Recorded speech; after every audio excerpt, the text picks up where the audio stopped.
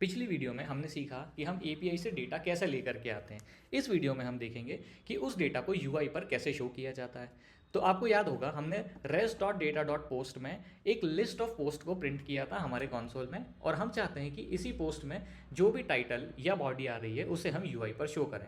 इसे शो करने के लिए हमें पहले इसे एक वेरिएबल में स्टोर करना होगा, और हमने ये ऑलरेडी सीखा है कि रिएक्ट में किसी भी डेटा को वेरिएबल में स्टोर करके यदि हमें री रेंडर करना हो तो हमें वहाँ यूज स्टेट वेरिएबल की ज़रूरत होगी। तो हम यहाँ पर एक नया यूज स्टेट वेरिएबल बनाएंगे जिसका नाम हम रखेंगे पोस्ट एंड सेट पोस्ट। उसका सेटर फंक्शन होगा। ये हमारे लिए एक यूज स्टेट वेरिएबल होगा जिसकी डिफॉल्ट वैल्यू एक एम्प्टी एरे होगी, क्योंकि जो डेटा हमें मिल रहा है वो भी एरे के फॉर्म में है, तो हम इसे एम्प्टी एरे से इनिशियलाइज करेंगे। फिर जब हमें एपीआई के थ्रू ये डेटा मिल जाएगा तब हम इसे अपने पोस्ट वेरिएबल्स में अपडेट कर देंगे। तो हम यहाँ लिखेंगे सेट पोस्ट ऑफ res.data.post।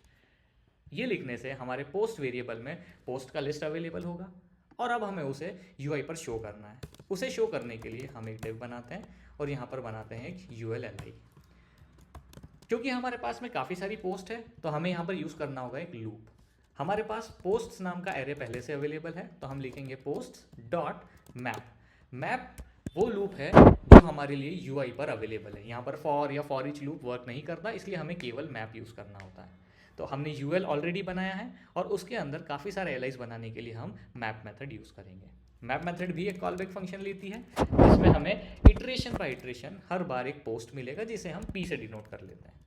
और जैसे ही हमें ये पोस्ट से डेटा मिलेगा तो हम बनाएंगे एक एलआई, और इस एलआई के अंदर हम रखने वाले हैं हमारी पोस्ट के टाइटल्स। तो हमें टाइटल कहाँ मिलेगा, एक बार कंसोल पे चेक करते हैं। ये हमारा एक पी ऑब्जेक्ट होगा जो इटरेशन बाय इटरेशन हर पोस्ट की डिटेल हमें देगा, और हर बार इसके अंदर हमें मिलेगा टाइटल की जिसमें हमारी पोस्ट का टाइटल होगा। तो हम यहाँ यूज़ करने वाले हैं पी डॉट टाइटल। अब इसे सेव करके इसका आउटपुट हम चेक करते हैं। जैसे ही हम गेट सोशल फीड्स बटन पर क्लिक करते हैं एपीआई कॉल होती है, और कॉल्ड एपीआई हमारे लिए डेटा लाती है, और उस डेटा से हम यहाँ पर एक लिस्ट को रेंडर कर लेते हैं।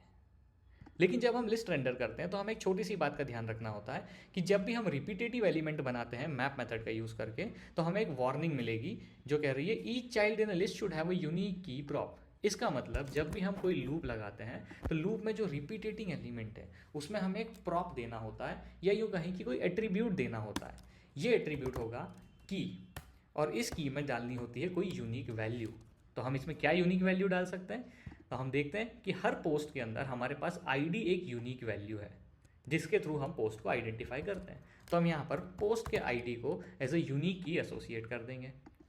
इसे दोबारा से रन करके देखते हैं।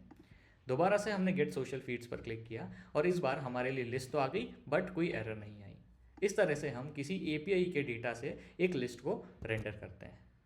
अगली वीडियो में हम सीखेंगे कि इसे किस तरह से अच्छे से कार्ड के फॉर्म में डिज़ाइन किया जाता है और कैसे डेटा को प्रॉप के थ्रू पास किया जाता है।